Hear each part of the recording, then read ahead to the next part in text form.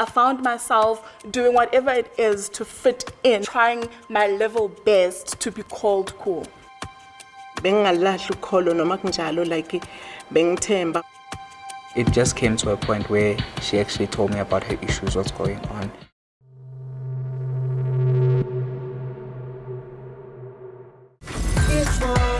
Each one, got to teach one. Let's learn from one another. Let's go.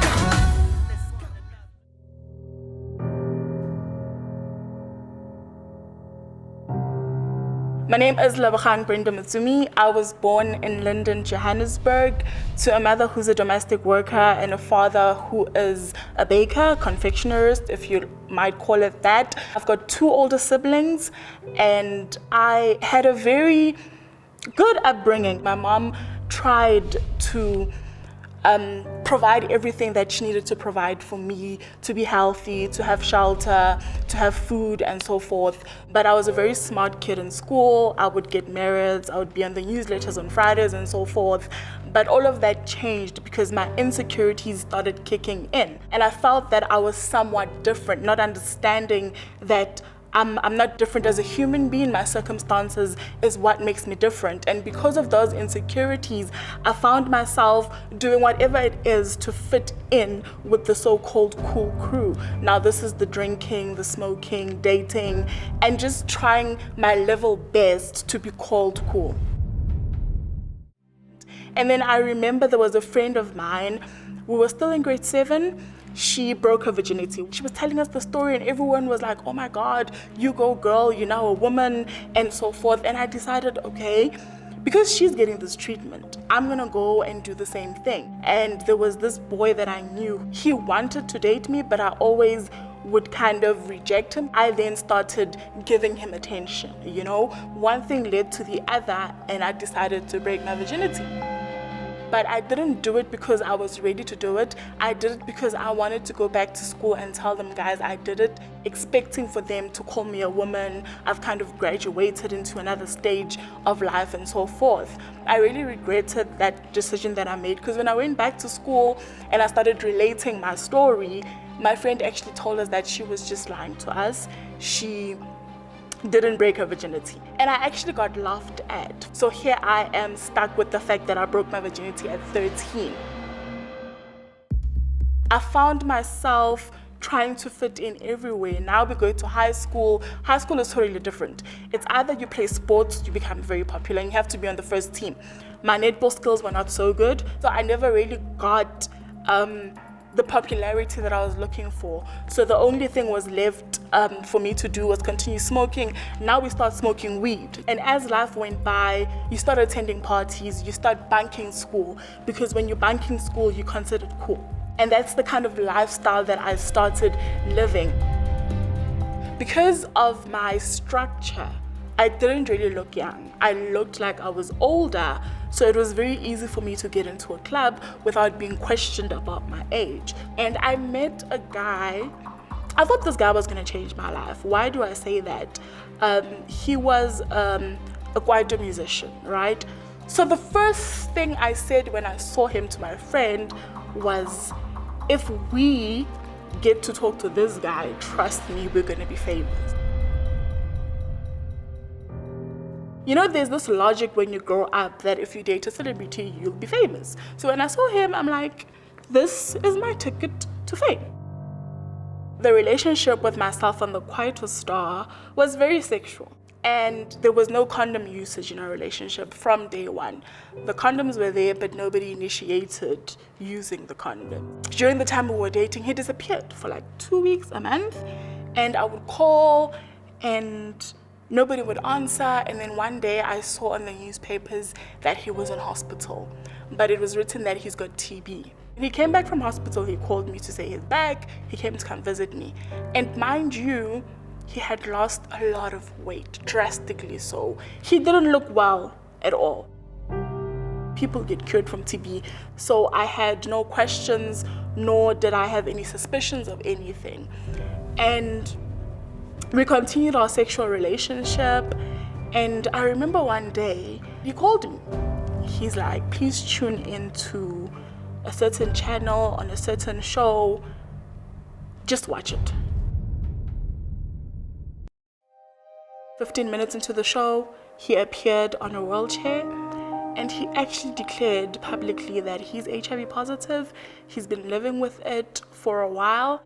So if you have had any sexual encounter with him, he was asking that we get tested. For me, if you're living with HIV, you had to look a certain way. And he looked exactly the way I thought HIV was, and I looked totally different. And that is why I felt I don't need to get an HIV test. At the age of 20, I met the father of my daughter. My friends started gossiping about me, and they started telling him that you must be careful of this one. She dated so-and-so and the person passed away from so-and-so, right? He then brought up a discussion to say, I've been hearing stories about you, right? Please just confirm to me if they're true or not. And I confirmed it was true, but I assured him that I'm not positive, even though I had not tested. I told him, but you can see that I'm healthy. We were busy having sexual intercourse and the condom burst. And I think he was like, nope, I'm not gonna risk my life. Let's go get tested. And I'm glad he did that, because we went to get tested. We had a couples testing. The counselor called us, we went into a room. She sat down and she's like, I've got bad news and good news. And I looked at my partner and I'm like, oh, the bad news are definitely yours, not mine, in my head, of course. She put the files down and said, my brother, you are HIV negative. My sister, unfortunately, you are HIV positive. At that moment in time, I felt like my world was ending, or rather it had ended. My baby daddy and I then went back home, and he was supportive, and he asked if I want to tell my mom and I want him to be there. And I was like, we can tell her, I told her, and my mom didn't cry, she didn't get angry, she was very calm, and she held me and she said, you're not gonna die, there is treatment. But in my head, I was like, these people don't understand, I don't have the virus, but I'll play along with whatever they are doing. I then discovered that I was pregnant. And then I was advised by my mom to go start my antenatal classes. One of the first things they ask you to do is an HIV test. I told the nurse that actually this is what happened, but I don't believe it. Can we do the blood test? They did it. The nurse was like, your results are positive. You are HIV positive. I was then initiated on antiretrovirals immediately because I had to protect the baby that I was carrying. Now, taking the treatment was not because I had accepted my status. It was not because I had fully understood what is happening. I took it because, number one, I don't want to die, and I was told I'll die. Number two, I wanted to protect the child that I was carrying. And that's why I took treatment. I still hadn't accepted. I was still just taking treatment because it's protocol.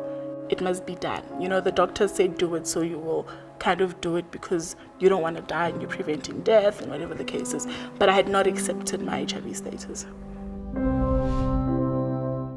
I remember one day I was in a taxi and I saw a poster that says so-and-so church heals HIV diabetes.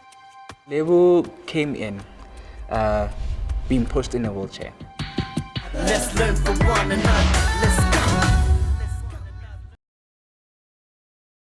Let's learn from one another. Let's go.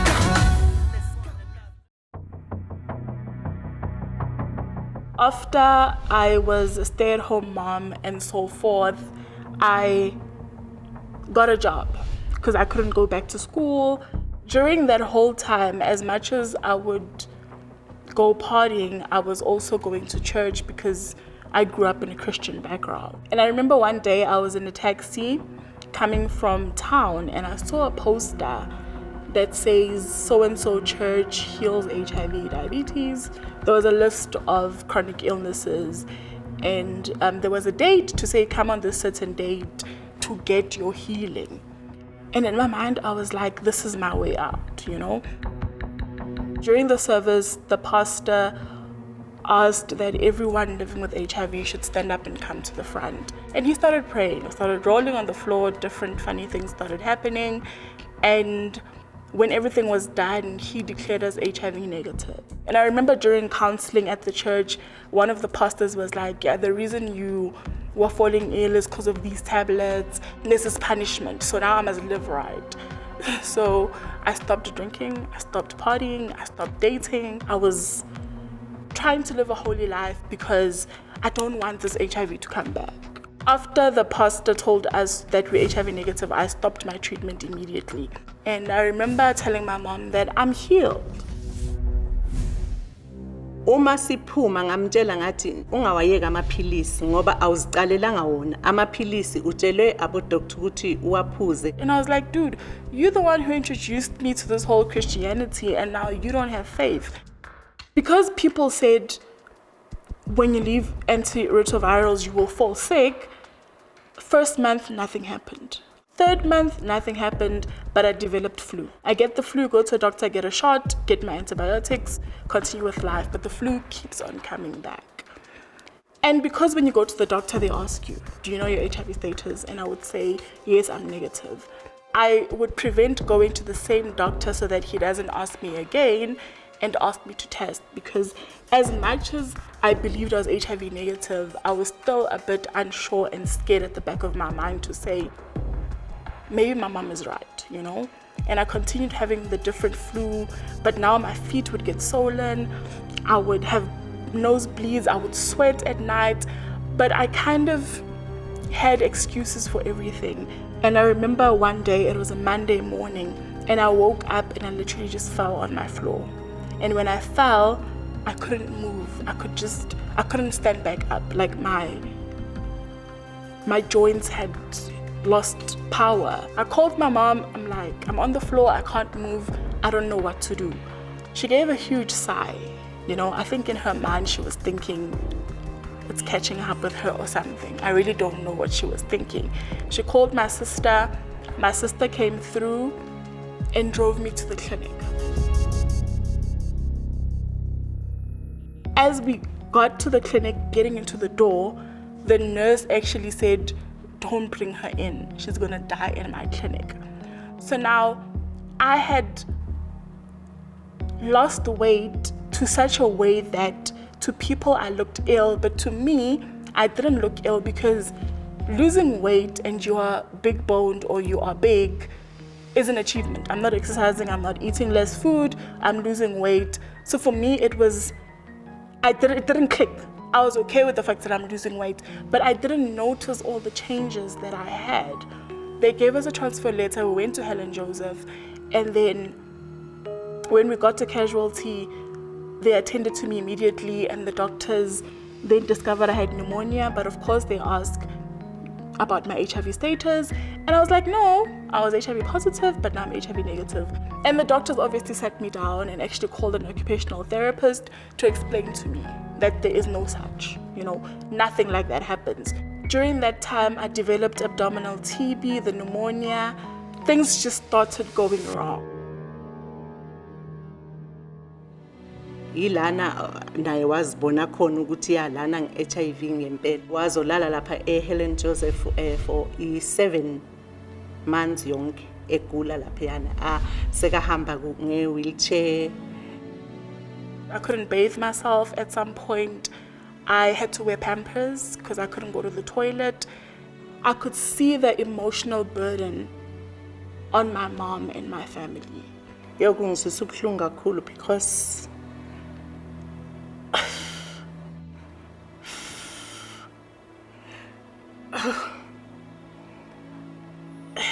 kwaba buhlungu kakhulu because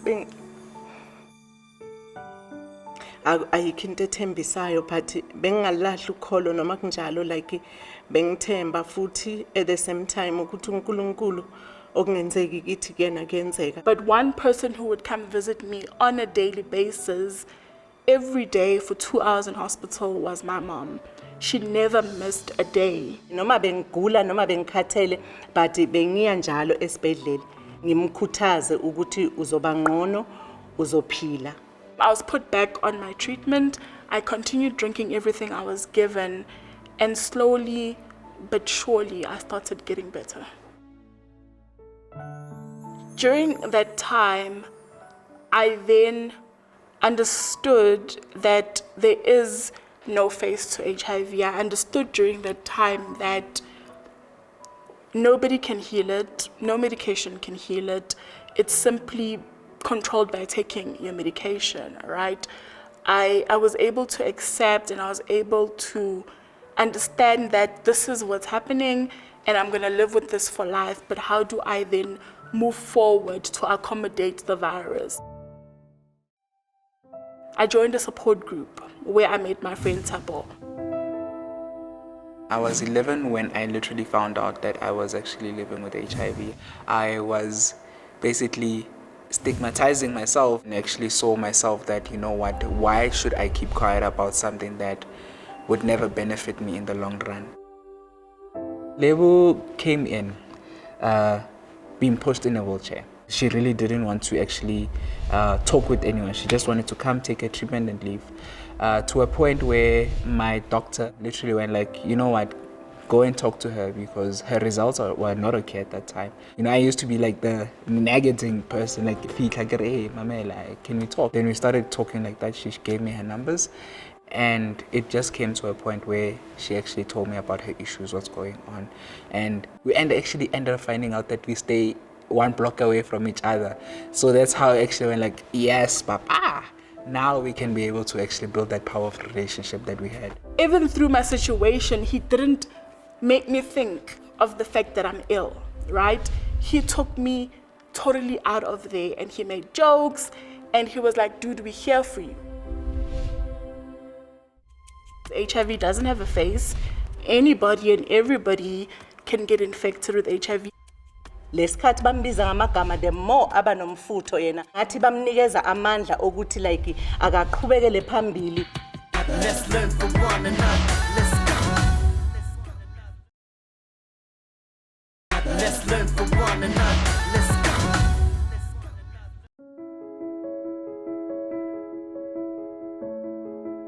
When I joined the support group, I met different young people because when I got infected as a young person, I thought I was the only young person living with HIV because the only other person I knew was the late Ngozi Johnson.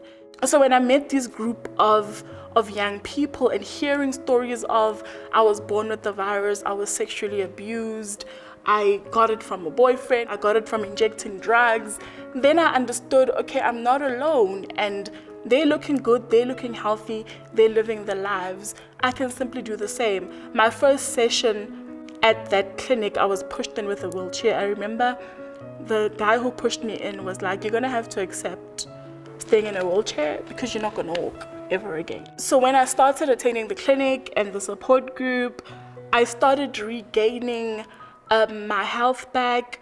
I went to physiotherapy.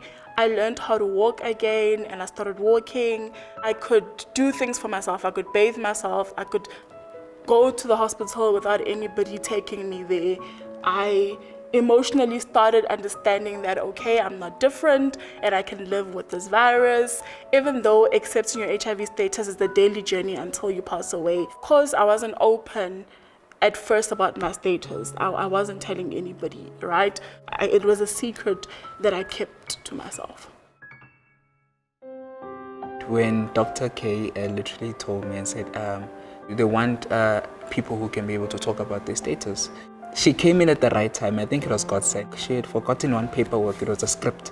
She had forgotten a script and came in and went like, ah, cool, hey, listen, there's something that Dr. K is proposing here and they're looking for 2 individuals. She wanted to actually tell about the story because now she felt comfortable. She felt, you know what, she can be able to talk about the issue. The feedback that we got from people, even the young kids who came to us and told us about their issues, we managed to actually help them out, you know. And that's where everything started, where me and Lebo started going to different places and actually advocating for our issues. Yo, ngiyambonga kakhulu uThepho ngoba like usupportive kakhulu. Ulebe mfonela ukuthi uyagula uyagijima abe seduze kwakhe, like ube supportive until namanje solo usupportive. Akakaze nje akhathale ngoLebo, like se umbiza nje umntana kubo. I make sure I share my story because I don't want any other person to experience what I have experienced. I share my story especially to young people just to help influence better behavioral changes, you know.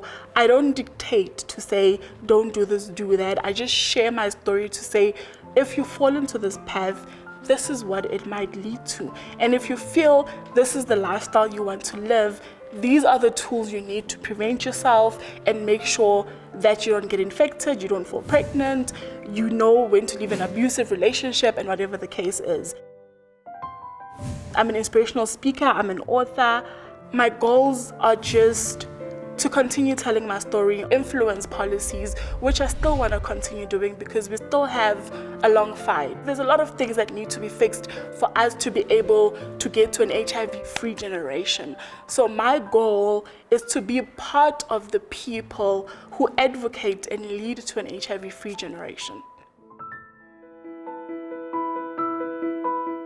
Ustrong uLebo kakhulu. That's why ngithi ngifundile nami ezintweni lezi ebambona ezimba zenzile, but mina ngifunde okuningi ungenze nami ngaba strong ukuthi ngikwazi ukumkhuthaza the way abe strong ngakhona.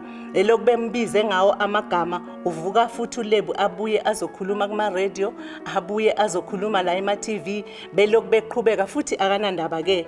Lesikhathi bambiza ngamagama, the more abanomfutho yena, the more ngathi bamnikeza amandla ukuthi like akaqhubekele phambili, atshele abanye abantwana ukuthi bangahambi ngalendlela le ayihambile, bangatholi lamagama lawo yena awatholile. So what I've learned about HIV so far, the biggest one is HIV doesn't have a face. Anybody and everybody can get infected with HIV, especially if you are engaging in risky sexual behavior. That's of course no condom usage and whatever the case is. Another thing is that you can live long with HIV. We need to change the narrative of what we see HIV to be. We need to start telling different stories. We need to stop talking about HIV only on World AIDS Day because it affects our lives on a daily basis.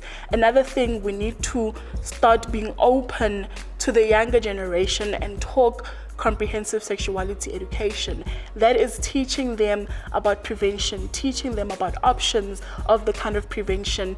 It teaches them so much, and actually, if it's taught correctly, it delays their first sexual encounter.